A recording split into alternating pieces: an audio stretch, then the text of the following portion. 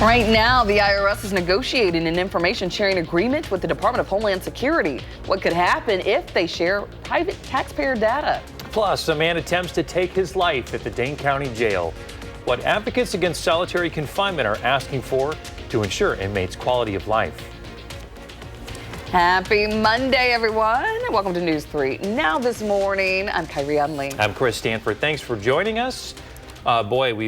After a soggy weekend, we got more precipitation in the forecast. Yeah, not looking forward to that, but it's okay. It's springtime. It's something we have to look forward to. But I will say that March is just getting on up out of here, though. I know, quickly. it's flying by, isn't it? Yes, springtime's here.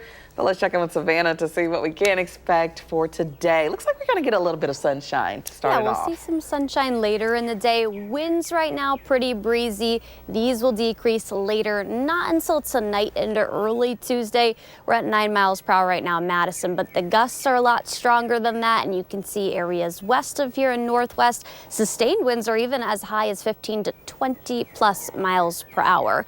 It's actually near normal for temperatures right now, but when you factor in the wind chills because of how breezy it is, not that great out there. We're sitting at 31 right now in Madison. Lots of 30s across Dane County, but there's also plenty of 20s. That's mainly north and west of Madison. So yeah, breezy and some sunshine that's finally going to return to those skies after the thicker cloud cover moves out of here. That was a result of some of that snow, light snow that we had, just leading to about a dusting here. But there's more precipitation chances going forward, not today, but we'll talk about when that'll be the case coming up, guys. Savannah, thank you. To our top stories this morning, the IRS is negotiating a way to coordinate with the Department of Homeland Security. This is in order to assist with immigration enforcement. The IRS encourages people in the U.S. illegally to pay income taxes. The IRS usually, though, guards tax filer information from disclosure. Working with immigration officials could represent a loosening of those restrictions. Amy Kiley reports. I have real privacy concerns here. The IRS and Department of Homeland Security appear closer to finalizing an information sharing agreement. A person familiar with the matter says it would enable ICE to submit names and addresses of people who might be in the U.S. illegally. The source says the IRS could then cross-reference and confirm that information. The goal of this appears to be speeding up President Trump's deportation effort. The president's supporters say his immigration policies are what voters want. You have an administration and a president that is strong in their conviction that they have a mandate from the voters to act, particularly on the issue of illegal immigration. Critics say involving the IRS could endanger taxpayer privacy. The agency works under laws that usually prohibit the release of personal information. There is a process in place for a court to look at that and decide whether or not that information should be released. This legal analyst notes President Donald Trump's attorneys fought in court to keep his own tax records private. And there was this huge claim that there would be, in fact, that this was some privacy information that shouldn't be let out under federal law. And so that's really the issue here. Many taxpayers have common names like John Smith. Advocates argue that could cause errors if the IRS worked with ICE. We're inevitably going to be encroaching on the taxes and the privacy of American citizens. I'm Amy Kiley reporting. In some local news this morning, a Dane County jail inmate is recovering after an attempt to take his own life Sunday morning. Deputies responded to a cell block on the 6th floor of the City County building at 8:30. There, a 42-year-old man had tried to use a rope to strangle himself using the cell bars. The deputies were able to remove the rope and give the man some necessary medical care.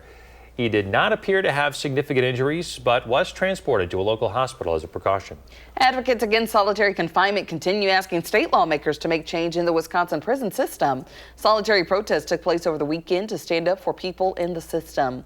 This happens on the 23rd of each month with leaders from Wisdom, a Wisconsin nonprofit fighting to correct the narrative around formerly incarcerated individuals. James Morgan is the community organizer for Moses Madison and is currently on parole.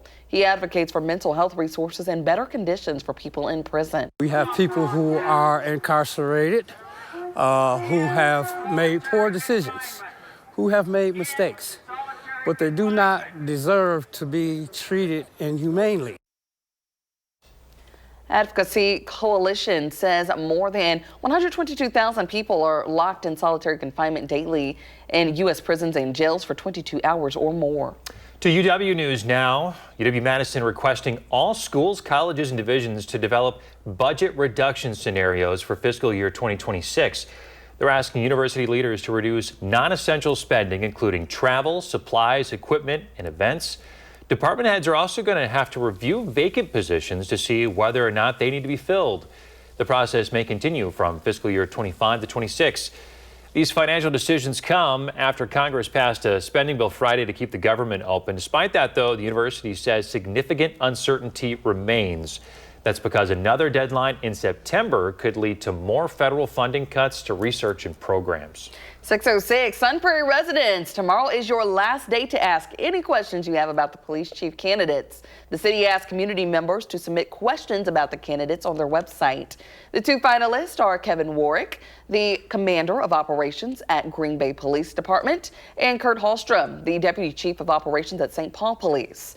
The public forum to answer your questions is this Friday at 5:30 p.m., followed by a chance to engage with the candidates. A virtual attendance option will also be available.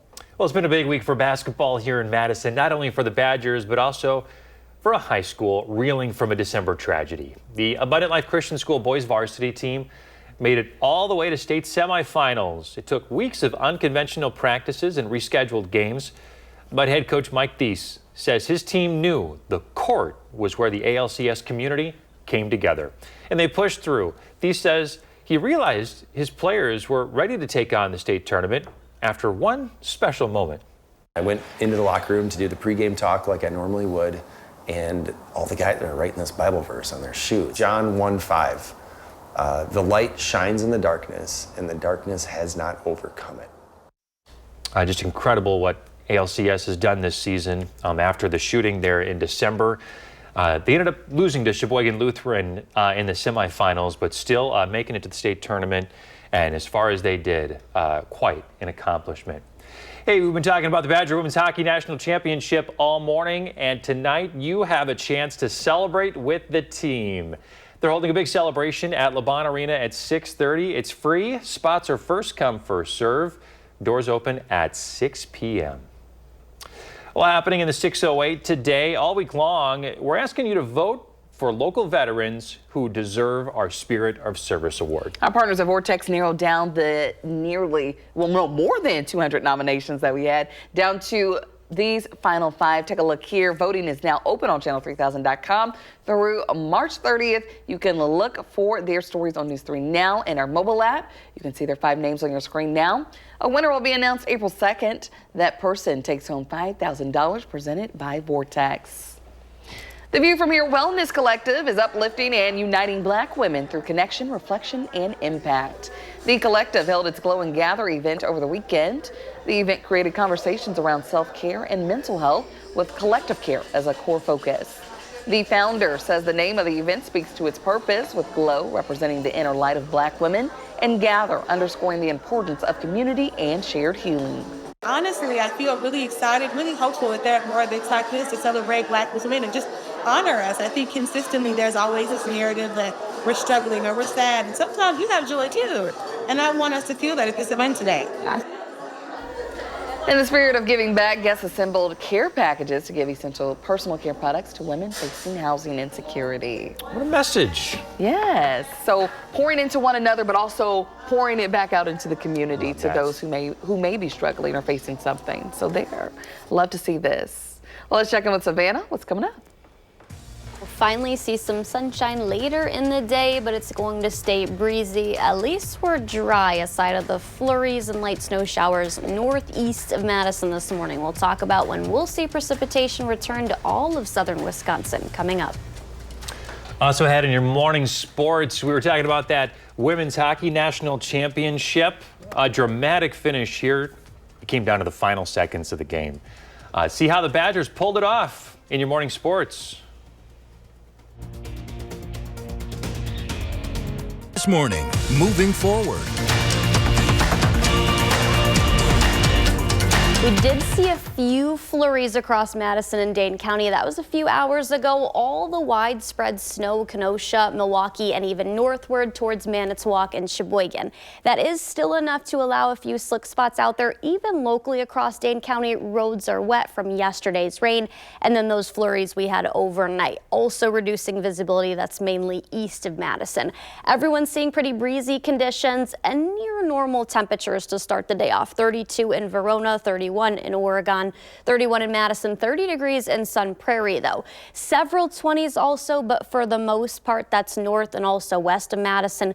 We've got widespread upper 20s in the Dells, Watoma, Camp Douglas, Fond du Lac, Manitowoc, those areas that are seeing the snow. A little bit cooler, but still again this is all near normal this morning.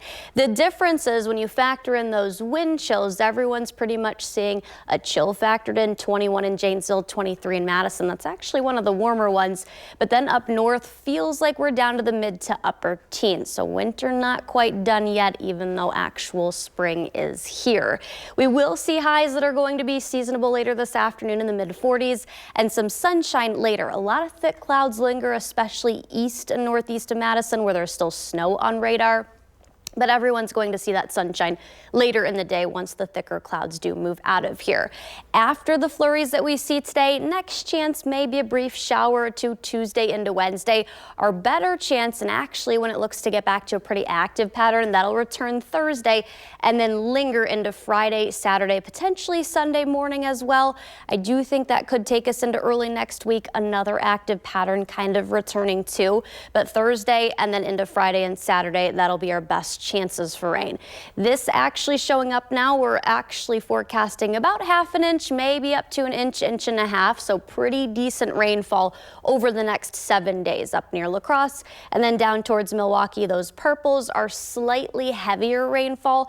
And we did just see a lot what we had Wednesday last week that turned over to some light snow. And then yesterday, pretty heavy rain again. So the active pattern not done yet, but today will be dry most of tomorrow and Wednesday. We'll actually see also warmer temperatures that return Thursday, Friday, Saturday, at least the upper 50s. A couple areas probably reaching 60 degrees, so it'll be pretty mild. That'll feel good. Yeah, but we'll get some rain to deal with too. Some sunshine mixed in there though? I don't think so. Not during that time frame anyways. Well, unless the system moves further south or north a little bit, maybe then. Well, there's going to be some warmer rain, unlike yesterday. So yeah, it was pretty cold. There we go. Something, got to think of the positives here. Good advice. Hey, we'd love to keep things going on a positive note here, but everybody's been feeling the pinch at the grocery store lately. Yeah, new numbers show prices are impacting what people are eating. While poultry, pork, and milk saw average prices decline from January to February, the cost of other pantry staples like cereals, baked goods, and seafood increased. The overall food at home index rose at nearly 2% over the last 12 months. Egg prices alone are nearly 59% higher than what they were this time last year. Chief economist Mark Zandi says we should all buckle in and expect food prices to continue increasing. He acknowledges the impact it's having on consumers. If you have to pay more for food and you're a low middle income household without much or any savings, you got to make some pretty hard choices. With those hard choices, Andy says to try to shop for the best deals. And if you're a pet owner, you're likely seeing an increase in spending when it comes to your animals. Rover's latest True Cost of Pet Parenthood report says that dog owners can expect costs to increase as much as 7% this year. Cat owners could see a 10% increase. The Rover report says more than half of pet owners are concerned tariffs or proposed tariffs will make the price of pet products and food even higher. Oh, you could call it a best of three series. 2 years ago, Wisconsin women's hockey beat Ohio State in the national title game. Last year, the Buckeyes bested the Badgers. And last night, Wisconsin had a chance at revenge. Our Andrew Banstra has the exciting highlights from Minneapolis. Do you believe in miracles? It looked like it was going to be another Badger heartbreaker in the national championship game, but in the final 18 seconds, trailing by a goal, the unthinkable happened. The Badgers got gifted a penalty shot and then capitalized. Kirsten Sims with some extra sauce. Are you kidding me? The equalizer to send the title game to overtime. And in the free period, Wisconsin came up clutch again. Kirsten Sims does it again with ice in her veins. Her second career game winner in a national title game as the Badgers secure their record-breaking 8th national championship. It still hasn't really totally set in with me, and at the end of the day, I'm just super happy that we're bringing that trophy back to Madison. I mean, no matter how the job got done, it got done, and we're taking that trophy home with us, and this is such an incredible group, and that's all I can think about. It's all been worth it because, you start with this blank canvas at the beginning of the year, and then you start to paint this picture of what the year is going to look like and what's going to transpire. And then we get to the end and you're playing the national championship game, and here's this picture, man. It's looking really good. It's not quite complete yet. And until it's complete, do you get to sign it? And then you either put it up on your wall or you put it out for sale or you let people look at it. And so today, we got a masterpiece. Mark Johnson told me after the game that he was still trying to process the emotions of what transpired in those final 18 seconds, adding, "I'm just happy that we got that championship trophy back to Madtown. Today is a good day." At Ritter Arena, Andrew Banstra, News 3 Sports. Congratulations. What a win. You couldn't have drew up a more exciting finish for the Badger women's hockey team last night. No, what a way to end the season on a high note. The highest of highs. I mean, the turnaround. You're 18 seconds away from losing the national championship to win it. And hey, you got a chance to celebrate with the Badger women tonight at LeBron Arena at 6:30. That's right. Well, still ahead, the famous Hollywood props going up for auction and how a boy band is celebrating 20 years. In our next half hour, both state Supreme Court candidates hitting the road to campaign today. Find out where. At 6:24, this photo from Gwen. She says spring has sprung. Take a look at there. Can you ladies do a turkey call? Oh, no. No? Let's hear your best. Anybody want to give it a shot? Come on, Kyrie. No, I'm playing. I'm not gonna. You thought you had me. I was gonna just a little bit. Just a little tease for you guys. I don't want to do too much. It was like if a baby turkey saw something that scared them. That's what that sound would Might be. wake the turkeys up this morning. Not trying to do that. Come on. There you go. Okay, there we go. That's the turkey call. Nice. Who needs those little whistle things? Yeah, we have Chris Stanford. Chris. Well, trending this morning, Hollywood history up for grabs. More than 1,000 iconic movie props are hitting the auction block. And one of the top billing items is Tom Cruise's leather jacket from Top Gun. It's one of more than 1,300 props and scripts from some of Hollywood's biggest hits. Look at that thing. Cool, huh? It's very cool, yeah. A couple of Star Wars items up for auction this week, including the medal that Luke Skywalker wears at the end of Episode 4 and Chewbacca's bowcaster that he used in all of the original movies. And look at that. You got a bunch of props there. Some masks and very nice. the Scream mask. Those cool. would probably go for a lot of Star Wars fans. Yeah, lots of fans out there. These will go big. Yes. And Top Gun. Yeah. Well, check this out. Some fans going crazy in New Jersey for these three. Jonas Con was held yesterday. A celebration of 20 years of the Jonas. 20 years. Wow. That makes me feel rather old. Yes. Well, Camp Rock was good. Camp Rock. I would say the Jonas Brothers, I used to just love. Nick and Joe, Kevin, he was a great musician, but yeah, he's a great musician. I mean, yes, but yes, just knowing that it's been 20 years, it's crazy to even think about. They're kicking off a big stadium tour this summer to celebrate. Yes, and they're coming to Chicago and Milwaukee. Oh, so there you go. Hey, all right. Close to home. We're going to be dealing with some showers. We'll talk about when that'll return to southern Wisconsin coming up. The Trump administration expected back in court, the latest on their battle over deportations. Plus, a rise in women's sports, how it's benefiting players and fans in Madison. Good morning, everybody. Happy Monday. Thanks for tuning in to News 3 Now this morning. I'm Chris Stanford. And I'm Kyrie Lee. Thanks for waking up with us.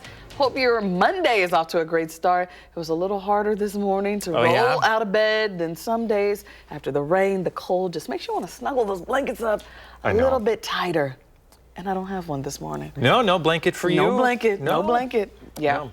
Hey, dreary weekend. Let's see if we can get some sunshine in the forecast. Savannah Brito is out on the patio to let us know what we can expect this week. Hey there. Hey guys, yeah, we will see some sunshine later this morning. A lot of thick clouds right now. That's with the snow that we had. Brief across Dane County. That's more so northeast of here. It's where stronger winds are gusting as well this morning. Peaking out at 33 miles per hour in the Dells, 40 though in Monroe. All day today, still going to be breezy, and that's really driving a wind chill out there. 23 in Madison, not as bad as areas that are down to the mid-teens. 15 only this morning, the wind chill in Watoma, 17 in the Dells, 17 in Platteville, and 19 in Monroe. But as a whole, not a bad day. It'll still be breezy, but at least we've got the sun that we'll see later in the day in the mid-40s. But even warmer temperatures that return. We'll talk about when and more precipitation that's on its way coming up. We'll talk to you then. Today, the Trump administration returns to court, this time for oral arguments in its appeal of a federal judge's decision over the use of the 1798 Alien Enemies Act. Attorney General Pam Bondi says this case could go all the way to the Supreme Court. This is an out-of-control judge, a federal judge trying to control our entire foreign policy, and he cannot do it. This is as the U.S. and Venezuela are once again engaged in repatriation flights. A flight carrying nearly 200 Venezuelan migrants landed in Venezuela yesterday. The resumption of flights comes as after a pause in February in reaction to an oil company license dispute. Now Venezuelans are demanding the return of immigrants that the U.S. flew to El Salvador for imprisonment earlier this month. Today, both state Supreme Court candidates will campaign in Rock County. It comes after President Trump endorsed conservative Brad Schimmel over the weekend. The election is next Tuesday, April 1st. The winner will determine if the court remains under liberal control or flips to a conservative majority. The Badger women's hockey team is coming home with another NCAA national title. This marks the program's 8th national title. The win comes during Women's History Month. Recently, Madison has seen a rise in new women's sports teams. That includes a new professional volleyball team and the Madison Nightmares, a summer collegiate softball league. This week on For the Record, our Will Keneally sat down with the assistant general manager of the Nightmares. They discussed the impact of women's sports. We found that we were really hitting a new market. 70% of our fans that came out our first year were people that didn't come to Mallard's games the year before. So it feels great to be providing something that's brand new, fresh in a market that definitely wants women's sports here. She says that the support for college-level women's sports like hockey is a driver for creating new teams. And the Badger women's hockey team is ready to celebrate with fans tonight, so be sure to get there. The event is at LeBon Arena at 6:30. It's free, and spots are first come, first serve. The doors open at 6 p.m. Meantime, the Brewers home opener is just 1 week away. They'll be taking on the Kansas City Royals at American Family Field. That morning, we'll have a crew in Milwaukee taking a look at what's new for fans this year, including a tailgate forecast. It's Monday, March 31st, right here on News 3 Now this morning. 6:33 this morning, Pope Francis is waking up at home. This is the first time since mid-February.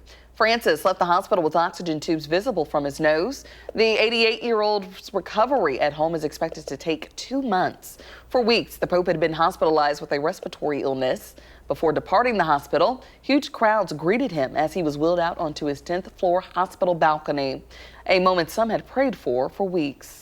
On Face the Nation Sunday, White House Security Advisor Mike Waltz said that the Trump administration is seeking the full dismantlement of Iran's nuclear program. The National Security Advisor said it, his words, Iran has to give up its program in a way that the entire world can see. Those comments came after President Trump vowed to hold Iran responsible for any future attacks carried out by the Yemen-based Houthi rebel group. Meanwhile, Waltz plans to travel to Greenland this week. Vice President J.D. Vance's wife, Usha, will also visit for a cultural tour. President Trump has long said he wants the U.S. to take control of Greenland for national security reasons. We need Greenland because of national security, international security. The autonomous territory is part of the Kingdom of Denmark and held parliamentary elections earlier this month. An Israeli airstrike hit one of the largest hospitals in southern Gaza. The attack hit the men's surgical unit and killed a 16-year-old recovering from a surgery. It also injured patients and medical staff. The Israeli military confirmed that it carried out a strike on a key Hamas terrorist who was operating in the hospital. Hospitals are entitled to special protections during armed conflict under international humanitarian law. They can only be targeted under extremely limited circumstances. Happening now in the 608, vote for a local veteran you think is deserving of the Spirit of Service Award. Our partners at Vortex narrowed the more than 200 nominations down to these final 5. Voting is now open on channel3000.com through March 30th. You can see all of their stories on News 3 Now and our mobile app. And a winner will be announced April 2nd, and that person takes home $5,000 presented by Vortex. 6:35 now. Frank Larkin is a former Navy SEAL whose government career also includes the Secret Service, the Pentagon, and the U.S. Senate. But his biggest contribution is happening right now after his son Ryan, a decorated Navy SEAL, took his life. His death attributed to mental illness, but his father didn't buy it. He suspected his son's military service resulted in an invisible brain injury. It was coming off that year-long deployment. He became short-fused. He stopped laughing, which was a key sign. He became very stoic in his facial expression. I would almost characterize it as putting a mask on, where at times he would get into this, mode where he was almost looking right through you. Larkin donated his son's brain to Dr. Daniel Pearl. Pearl had been researching veterans who had experienced bombings and had later taken their own lives. While Ryan didn't experience bombings, Dr. Pearl found microscopic scars in Ryan's brain, like the ones the other veterans had. The genetic testing firm 23andMe says it has filed for Chapter 11 bankruptcy protection. This is in order to facilitate its sale after struggling to find a sustainable business model. Last year, the company cut 40% of its workforce and discontinued development of all its therapies. Its core product is the at-home DNA testing kit that offers personalized genetic insights. The company says it can flag potential health risk. Well, the on-again, off-again 25% tariff on Mexican products already has one industry paying the price. Businesses and consumers are stockpiling tequila amid the uncertainty. CBS's Donnie Backus shows us how it affects business and your wallet. If a margarita is your drink of choice, the possibility of tariffs could be shaking up the price. It's a Mexican restaurant. Margaritas is very important. At La Contenta Oeste in New York, they're already preparing for the impact of a 25% tariff on goods from Mexico. I have around 90 cases of tequila. Owner and chef Luis Mora says he usually buys about 20 cases of tequila and mezcal at a time. But since January, he's ordered about a 6-month supply, and he's not alone. Exports of tequila from Mexico to the U.S. jumped 35% in January and 25% in February compared to last year. We have Mexican products here. We sell nothing but Mexican products. In Los Angeles, management at Las Perlas Bar is waiting to see if the tariff, which has been paused until April while President Trump is in talks with Mexico's president, will be implemented. If so, for us, it's going to be a straightforward thing. We either raise the prices or we take the hit. Analysts say even if the tariffs are not imposed, the uncertainty has already cost the tequila sector money and could cause a temporary slowdown in sales of the billion-dollar industry. Donya Backus, CBS News, Los Angeles. Not the tequila. I like tequila. I was like, yeah, so if you like your margaritas, could be a problem. Hang in there. Yeah. Hang in there. Taco Tuesdays won't be the same. Yeah, no. That's for sure. Well, guys, we had a busy day yesterday. It was really, really rainy, heavy rain. We're not tracking any rain today. It's actually going to be dry. We'll see some sunshine later, but the sun's not going to stick around that long. We'll talk about more rain that's in the forecast coming up. Also ahead, the scam that's getting more and more common and how to protect yourself.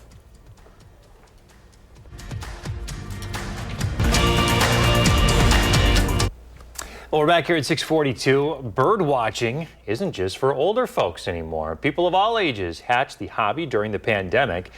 As Christiane Benavidez reports, a young birder getting other kids into the hobby.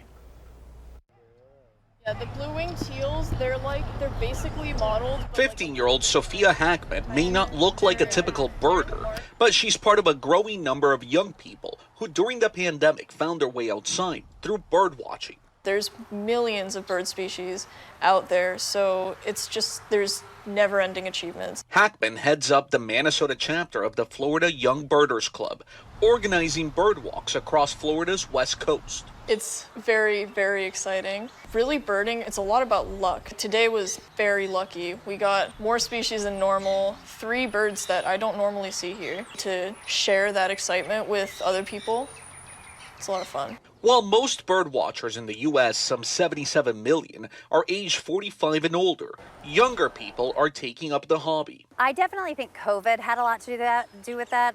You know, especially young families, you had to get out of your house or everybody was going to go crazy. A national survey by the U.S. Fish and Wildlife Service found the number of 16 and 17-year-olds observing wildlife near their home jumped from 1 million in 2016 to more than 3 million in 2022. This is a short-tailed hawk. 15-year-old bird watcher Roland Bendever usually joins in on the walks with his camera. Getting the shot in the camera, like there is nothing better than knowing that you nailed a photo. Group bird walks take place with parents not far behind, engaging kids as young as 9-year-old Ari Bendever. I feel like it's really fun to draw birds. A hobby taking flight with a new generation. Cristian Benavides, CBS News, Sarasota, Florida. Well, how about that, huh? Experts say other character-building benefits to bird watching, practicing your patience and determination. Learning great life skills at an early age. Patience and determination. I got some maybe younger bird watchers that could benefit off a couple of those lessons at home. Okay. If that's what it takes to get them to learn patience and determination. You're going to take them outside as soon as they get back. I'm willing to try anything at this point. All right, well, let's check in with Savannah. Will you be doing any bird watching this afternoon? No, I don't know. We'll see some sunshine, so maybe. I like looking at those cardinals. They're pretty out there. So I think that's the state bird in Illinois, is it? Don't Yes. quote. Yeah. Don't say don't quote The me. Cardinals is a state bird in Illinois, so maybe we'll see some of those. I like also bald eagles. Not going to see any of that. Radar is looking pretty active this morning northeast of Madison. We're not seeing any snow showers across Dane County, but Milwaukee, basically off to the lake, that's where we're seeing some accumulating snow. It's still a little bit, enough to make slick conditions there. We're not really seeing that, but wet roads here locally across Dane County. Are some still dealing with a major deficit for March and all of winter into the early spring?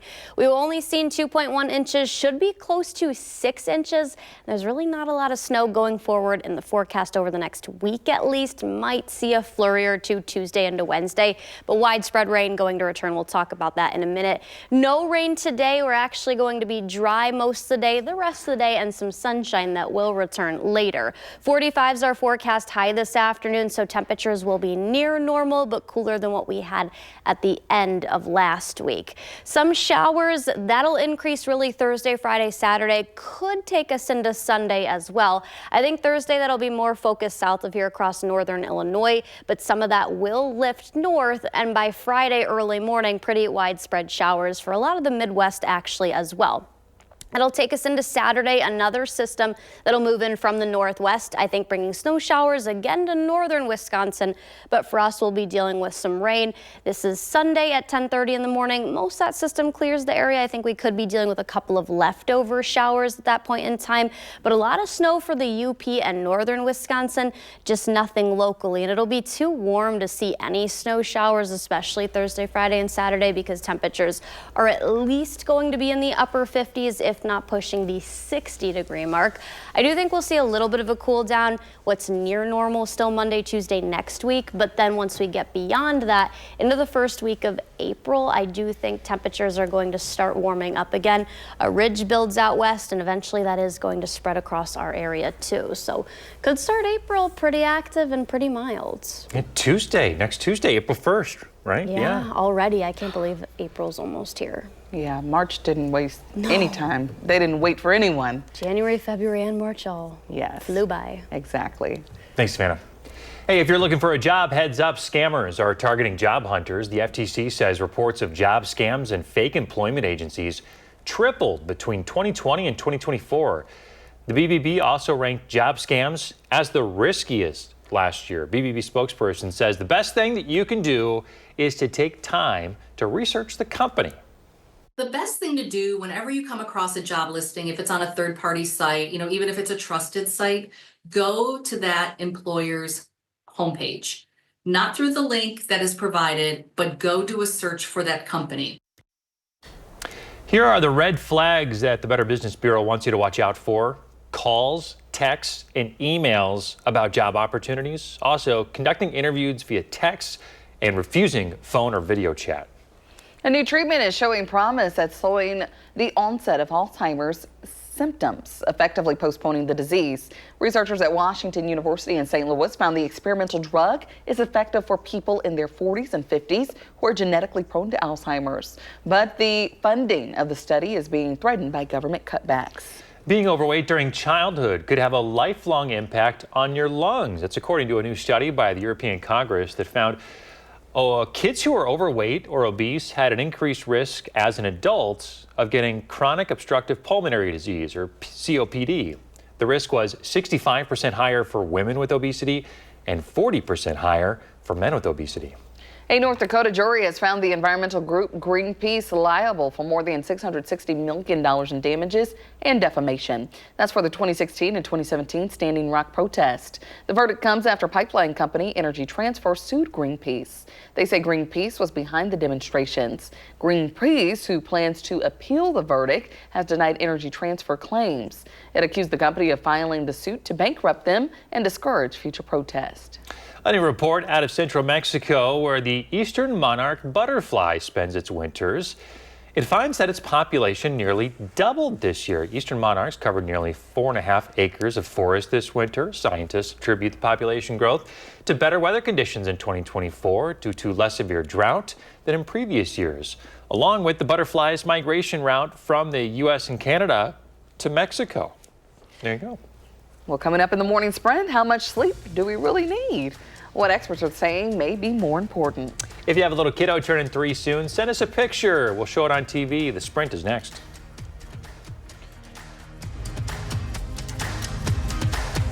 .653, time for the morning sprint. The Trump administration will be in court this morning over its deportation policies. The administration will give oral arguments in its appeal of a federal judge's decision over the use of the 1798 Alien Enemies Act. This comes as Homeland Security confirms that a removal flight carrying nearly 200 Venezuelan migrants landed in Venezuela yesterday. The IRS and the Department of Homeland Security appear closer to finalizing an information sharing agreement. This would enable ICE to submit names and addresses of people who might be in the U.S. illegally. The IRS could then cross-reference and confirm that information. The agency works under laws that usually prohibit, though, the release of personal information. A Dane County jail inmate is recovering after attempting to take his own life. It happened at the City County Building Jail at 8:30 yesterday morning. A 42-year-old man had attempted to use a rope to strangle himself using the cell bars. The deputies gave the man necessary medical care, and he did not appear to have significant injuries, but was transported to a local hospital as a precaution. Today, both state Supreme Court candidates will be in Rock County campaigning. It comes after President Trump endorsed conservative Brad Schimmel Friday night. The election is 1 week from tomorrow. The winner will determine if the court remains under liberal control or flips to a conservative majority. The Badger women's hockey team is coming home with another NCAA national title over Ohio State. This marks the program's 8th national title. The Badgers will host a fan event to celebrate their win tonight. It's at LeBron Arena at 6:30. The event is first come, first serve. Doors open at 6 p.m. How much sleep do we really need? Sleep scientists say it depends. Doctors generally believe 7 to 9 hours is best for your health. They also suggest getting less than 6 or more than 9 on average is bad for you. Experts add that everyone is different, though, and sleep quality may be more important than sleep quantity. On Face the Nation, security advisor Mike Waltz said that the Trump administration is seeking the full dismantlement of Iran's nuclear program. The national security advisor said Iran has to give up its program in a way that the entire world can see. This comes after President Trump vowed to hold Iran responsible for any future attacks carried out by the Yemen-based group. Temperatures are going to be in the mid-40s this afternoon, starting out with a lot of cloud cover from last night's snow and still seeing that east and northeast of Madison, but skies will clear. It'll stay pretty breezy, at least during the afternoon hours going forward. then the 50s, maybe a 60 in there Friday, but during that time frame, it'll be pretty active out there. Okay, so active, warmer but active. Yeah, so at least it won't be a super cold rain. That's what we saw Wednesday and yesterday, so it'll be a little bit better than that. All right, we'll take it. We'll take it where we can. All right, Savannah, thank you. We're back with a news and weather update in 30 minutes.